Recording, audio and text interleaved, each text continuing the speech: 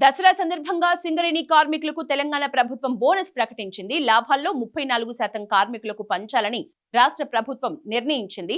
ఒక్కో కార్మికుడికి బోనస్ గా 1,95,610 రూపాయలు ఇవ్వనున్నట్లు CM Revanth Reddy, deputy CM Bhatti Vikramarka తెలిపారు. హైదరాబాద్ లోని పలువురు మంత్రులతో కలిసి నిర్వహించిన మీడియా సమావేశంలో డిప్యూటీ సీఎం, ఆర్థిక శాఖ మంత్రి భట్టి విక్రమార్క మాట్లాడారు. కాంట్రాక్టు కార్మికులకు బోనస్ చెల్లిస్తామని భట్టి తెలిపారు.